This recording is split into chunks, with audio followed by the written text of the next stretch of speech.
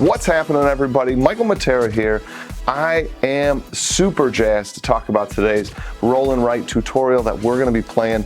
This one is kind of special, especially for us teachers who are looking for some things to do on a live stream with students, or over a Zoom, or even in your classroom, but we don't always have the funds to do these kind of things. This is perfect. You can play it over the Zoom, you can play it in your classroom, everyone can play at the same time, and you don't need to spend any cash. All you need is 3 little dice and this little sheet to play Super Dice Heroes. All right, let's hop over to the computer and learn how to do this.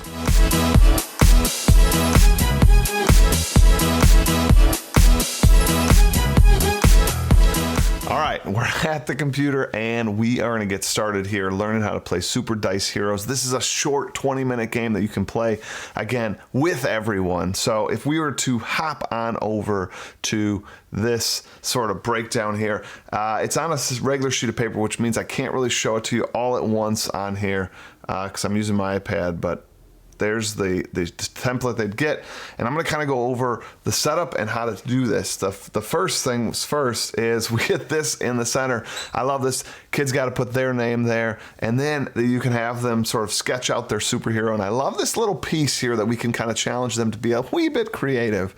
And then the 3 boxes below that is the amount of times you can use your superhero's special power, which is the first thing we're going to do is pick a special power. These special powers are a fantastic little thematic piece to the game that I really think kids are going to dig, and I'll admit I kind of liked really doing this as well. So the first power here is Shrink, and you can change any die to a 1, which is pretty cool. The second one is to Teleport, and you can use any die to travel to any location. We'll get to that in a little bit. The other one here is Ice. You can decrease a die by 1, so you can turn a 4 into a 3, a 2 into a 1. 1s cannot change. They don't wrap around to a 6. Then we have Fire, and Fire is the opposite. It increases by 1, and again, 6 doesn't wrap around to 1. Then we have Shapeshift. You can change 1 die to the same number of another, so it's got to have something to mimic. And then lastly, you have Grow. It's kind of the opposite of that.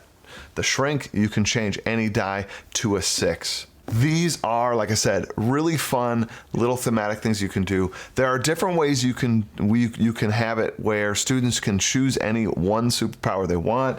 You could roll, this is what I'm going to do, you could roll 3 dice, and whatever those dice are, anyone playing has the choice of one of those powers. You select just one, and that is the power of your character throughout the rest of the game. The only things they're going to need is a printout, or if they're using the iOS template, they can use that as well, but that's the only 2 things they're going to need. And then they need a sort of character, and they can use anything in their house. It could just be like a penny to mark where they are on this board, or it could be like a little Lego minifig, their choice, but they do need a character. So that's it, sheet of paper, something to write with, and their character. Let's look at how this game comes together and comes to life. A turn begins by you, the teacher, or whoever that you're playing with in your family, rolls 4 dice, and everyone on their sheet simultaneously writes those 4 dice down in this special spot on your board here. Right up in the upper right-hand corner here, we have where I'd want you to put your 4 dice. Those 4 dice written down are going to help people know the type of actions they can take and what they can do, and kind of map out their turn a little bit. So they're going to write it on their sheet of paper to have that information handy and ready. Then what they have to do is those 4 represent actions they can take in the game, and they get to make the choice based on the same information that you have, right? Because you have the same exact dice. And each die can be used to do one of 2 things. They can be used to move your character, or to help at a particular location that your character is at. And again, you have 4 actions, and yes, you can split those actions up, so you could help where you're at, move somewhere else, and then help if you wanted at that particular location. Your choice what you do with them. So let's look at the the two different actions, the move and help now. All right, let's take a peek at how the move action works, and let's pretend that our character was here at the 1 area, and the 1 area is considered City Hall, because see, it's a little thematic. You're helping out at City Hall.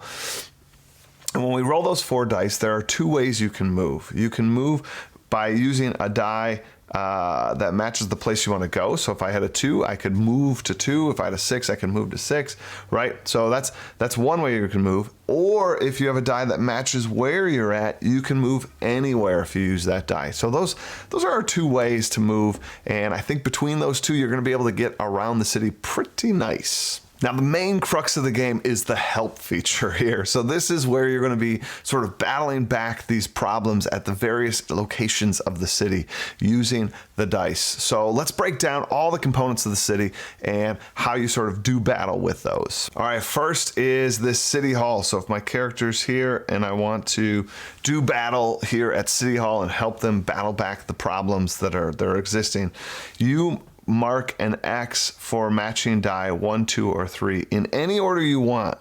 And when the 1, 2, and 3 are marked off diagonally, you earn a wild die, which is sort of marked down below at the bottom of your sheet. And we can use those a little later. I'll get to that.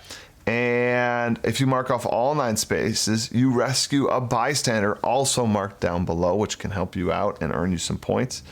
And you earn 4 honor points for each row and column completed. So you can see if I wanted to use a 1 here, and then let's say I used a 3, if I can somehow on a future turn get back here to City Hall and cross off this 2, I'm going to earn this 4 points at the end of the game. And if I can, do this diagonal, I earn the sort of special die, which, like I said, if we take a peek, that's down below here. So I could just circle that as the special die. Bystanders, if I sort of fill in that I have 1, each bystander at the end of the game is worth 5 points. So that's pretty sweet. These mystery dice can be used on your turn as kind of an extra 5th or 6th or 7th, however many you want to use, die, but once you use them, you cross them out, and they can be any number you want. So they're pretty powerful as well. All right, the next one is the hospital, and that's the number 2 here. So we have the hospital here, and what you're working on here is same numbers. So you can see kind of, I love all the iconography in here. I think it's pretty easy to understand. If you have the same numbers, you unlock 4 points. Same number, you unlock the same 4 points.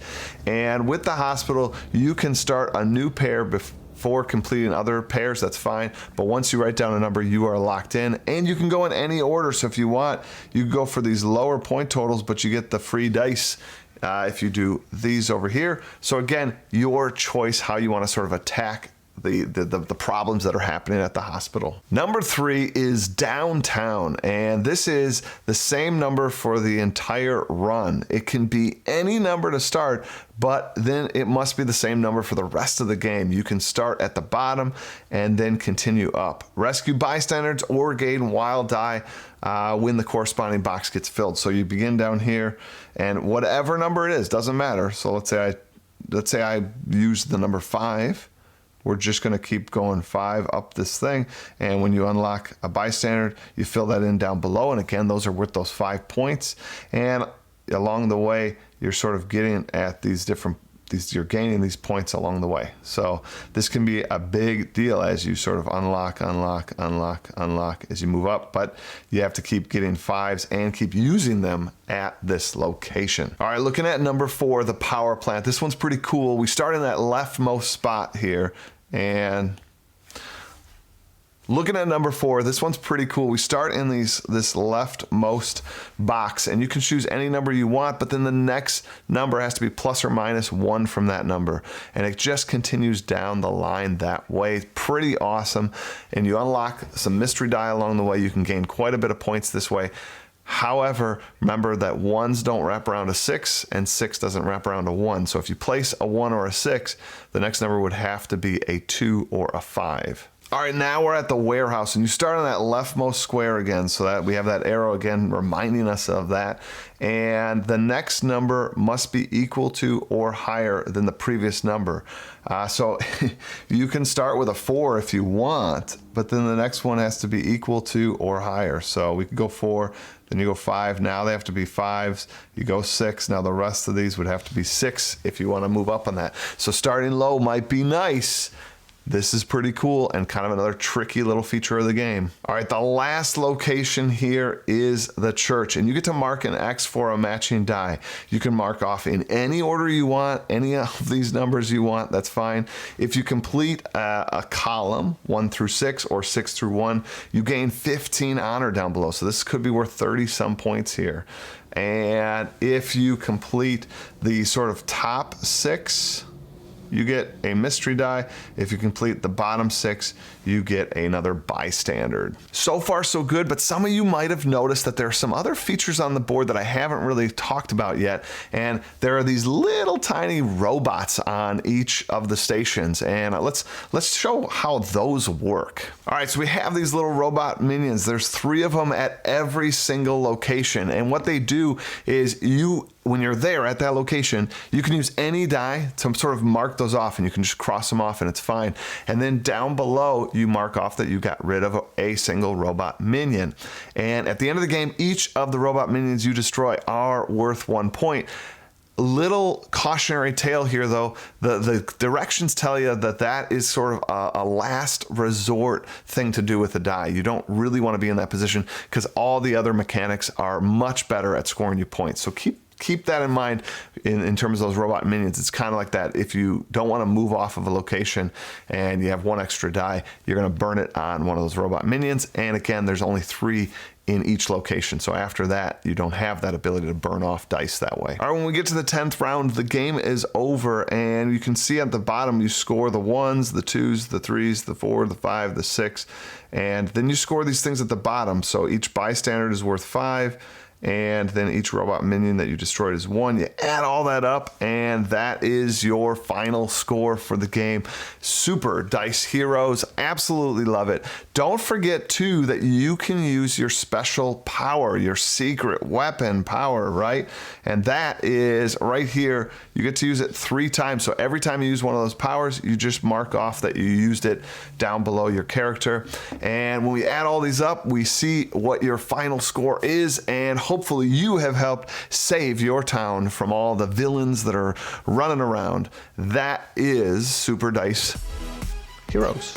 So that's it, guys. I hope you enjoy playing Super Dice Heroes. It is a fantastic little game, and I think we're going to get lots of mileage out of it. I hope you're able to come to one of our live streams and play with us, and if not, you could still drop a comment down below if you end up using this with your students on that Zoom meeting. Like I said, super duper fun. So, all right, guys, that's all I have for you today. I hope you continue to have a great one and play on.